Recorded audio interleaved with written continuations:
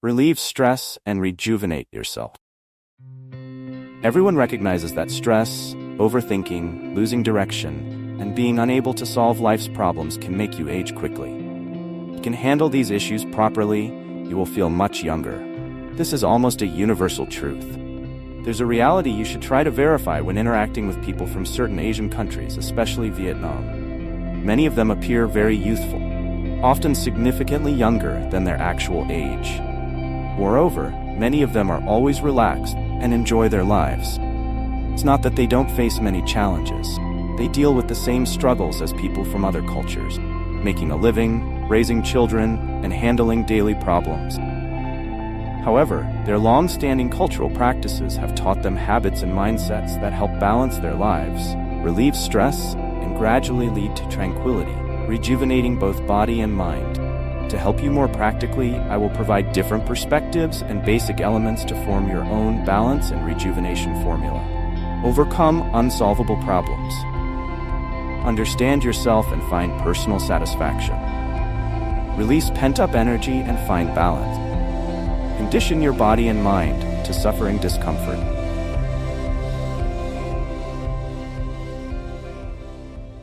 We can call this formula ours. Overcome, understand, release, suffer. I will share these issues from the perspective of the ancient cultures of Eastern peoples. This may be very different from other cultures, but it is certainly worth considering. You try applying them to your life and they work, then why not? The first letter O stands for overcome. Overcoming unsolvable problems. We all know that everyone in the world, no matter how talented or exceptional, has unsolvable problems or problems yet to be solved. We need to recognize several factors. There are things within our capability that we can resolve if we try hard enough. But there are also issues where the key factors for resolution lie beyond our ability. Hence, no matter how hard we try, can't solve them. For example, the air pollution in your living environment affects your daily life, and you can't afford to move. Clearly, solving the pollution problem is beyond your capability.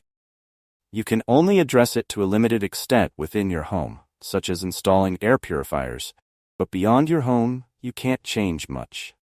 Another example is wanting a raise because your salary is too low. You can work hard, complete your tasks well, and ask your boss for a raise. But for some reason, your boss might still be unable to give you a raise, perhaps due to the company's financial situation. This issue is also beyond your control, yet not resolving the low-income problem can cause frustration, stress, and discouragement. Why should we stress over factors beyond our control? We need to learn to adapt and feel at peace with issues that we face but cannot resolve, ensuring they don't worsen our mood. In these situations, we often feel sad and troubled, because we believe we are unlucky. Luck and misfortune happen to everyone, even the world's wealthiest individuals, famous movie stars, or successful politicians. They all have lucky and unlucky moments. Thus, luck or misfortune occurs daily for everyone in some way, and we can't simply wish for luck or avoid misfortune. What we can do is be cheerful and easygoing when luck comes, and if misfortune strikes, try to resolve it if possible. If not, our spirit needs to overcome it, meaning we shouldn't let it make us feel terrible and stressed. To overcome these problems, patience and letting go are crucial. A story about patience. A monk and his disciple were crossing a stream.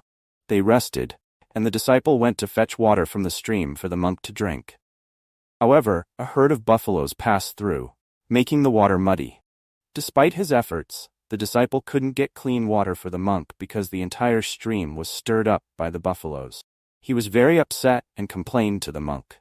The monk gently said, "Let's wait," and they meditated. After meditating, the stream cleared up, and the disciple could fetch clean water for the monk. The monk then explained, "You see, getting upset was useless because we couldn't make the stream clear immediately after the buffaloes passed. Simple patience and waiting, which are within our control, resolved the problem." A story about letting go. A young man wanted to become a singer and trained hard. One day, he auditioned, and a judge coldly remarked, "Young man, you cannot become a singer. Your natural voice is not good enough." Naturally, he was very disappointed, but didn't give up on his dream. Despite his efforts, he didn't excel in subsequent competitions and felt overshadowed by better singers, feeling like a failure. Eventually, he let go of his dream of becoming a singer and pursued songwriting instead. Now he is a renowned songwriter. Had he not let go of his dream of becoming a singer, he might still feel like a failure today. Eastern people strive to live better lives but also understand the concept of fate. When fate is predetermined, we can't change it, but we can adapt our lives in ways that fate cannot hinder us. Thus, the wisest way to live isn't to seek luck to solve problems. The important thing is to maintain a good mood, whether problems are resolved or not, and be ready to find alternative paths forward.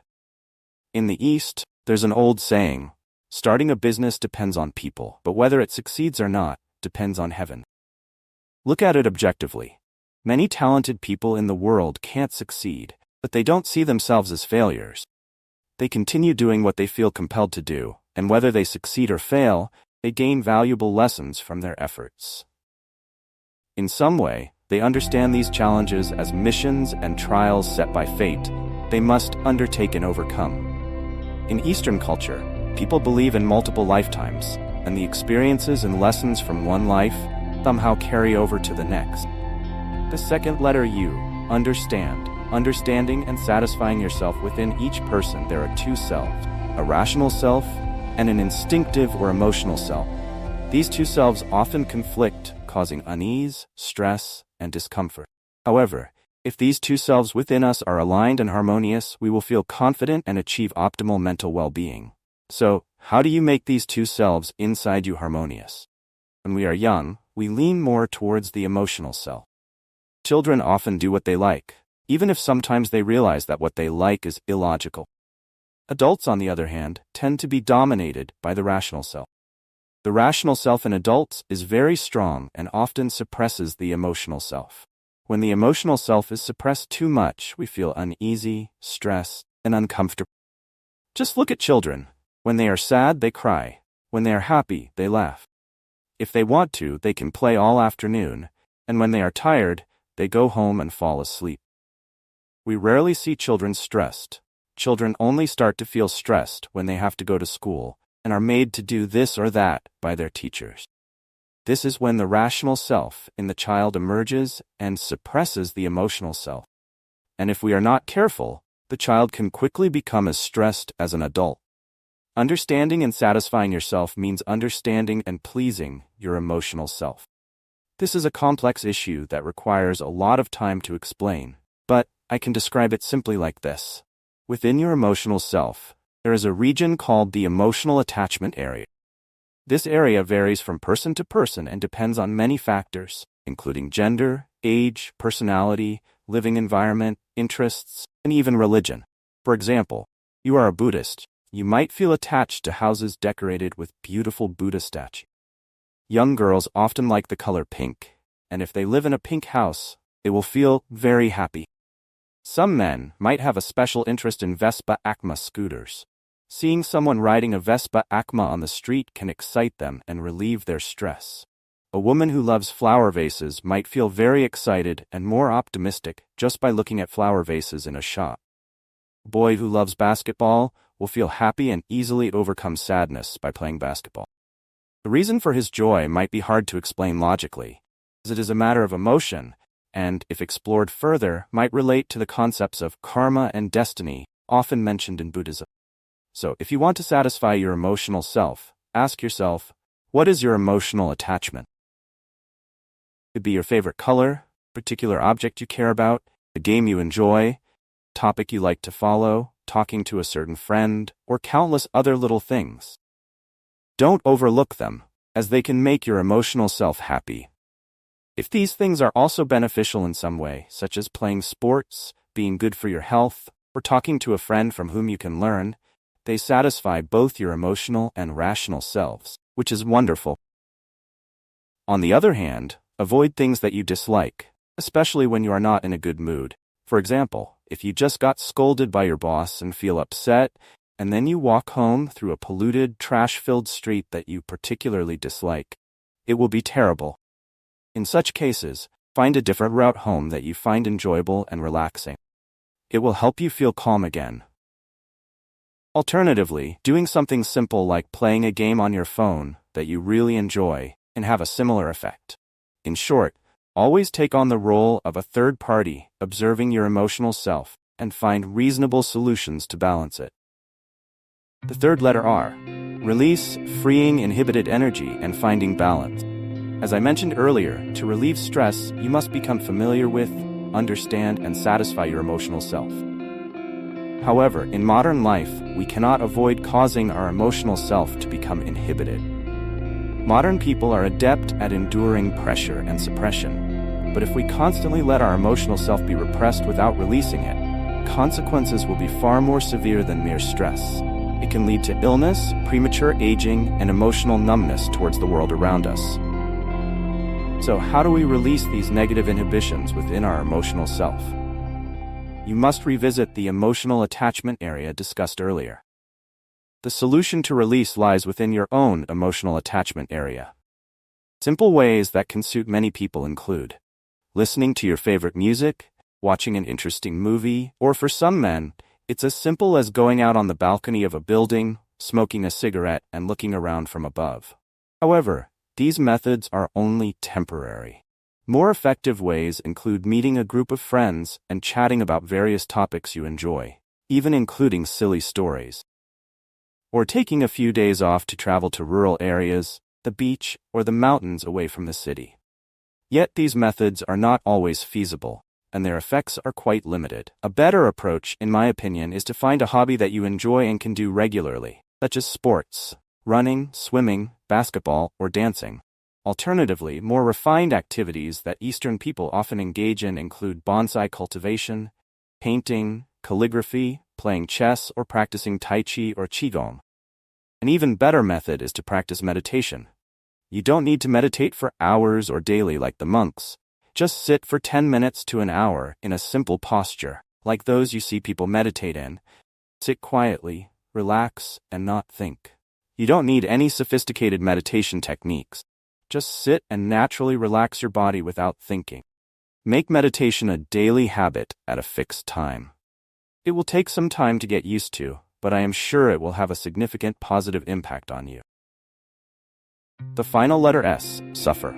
Allow your body to gradually adapt to endurance. If you want to achieve balance, tranquility, and comfort, you must make your body work and endure discomfort and fatigue. Only then will you experience moments of comfort and peace. Deep truths often stem from simple aspects of life. When you walk several kilometers under the scorching sun for hours, then rest under a shady tree with a cool breeze, you will feel much better than if you had just sat in an air-conditioned room without the prior effort.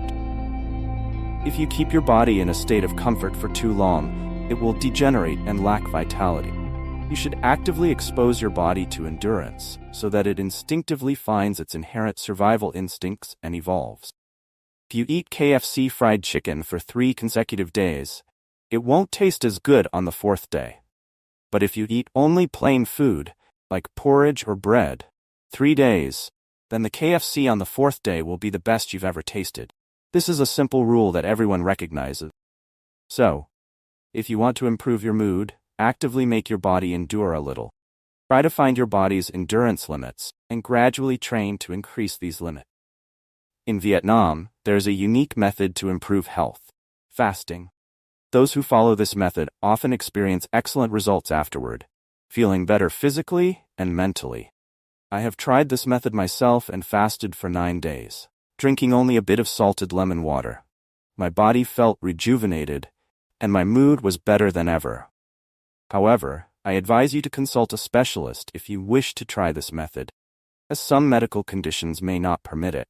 Allowing your body to gradually adapt to discomfort and challenges forces it to unleash its intrinsic survival energy. This process will make not only your body stronger but also your mind. Your senses will become more acute, and your body's self-regulating functions will be more robust. You will feel a renewed sense of vitality after such challenges. How to gradually acclimate your body to endurance. Exercise. All sports are beneficial, but if you stick to one sport for too long, your body will adapt to that challenge and no longer feel the strain. Therefore, you should switch sports after a period of practice. Additionally, there are some principles for exercise that can be beneficial for mental training and overall health. These principles might differ from what you've heard, but you should try them. Patience and increasing endurance over time. Instead of lifting a 40 kilograms weight for 3 sets of 20 reps, try lifting a 2 kilograms weight for 1 set of 1,000 reps at a slow pace. It will take more time, but you will notice a different kind of transformation in your body and a more stable and resilient mental strength. Another method is, instead of running 2 kilometers quickly, walk for 2, 4, 6 hours, or even half a day. Don't set a specific pace. Just walk at a natural pace, continuously without stopping. If you get tired, slow down but don't stop, and pay attention to your body during the walk. Diet. You don't need to completely avoid foods you love, even if they might be unhealthy. Instead, maintain a simple diet with organic foods and get used to the discomfort of eating them. Occasionally, fast for a few meals and get used to the discomfort of hunger or eating things you don't like. However, sometimes allow yourself to enjoy your favorite foods. If your body gets used to simple foods and you don't feel discomfort eating them, continue challenging yourself with even simpler foods or longer fasts.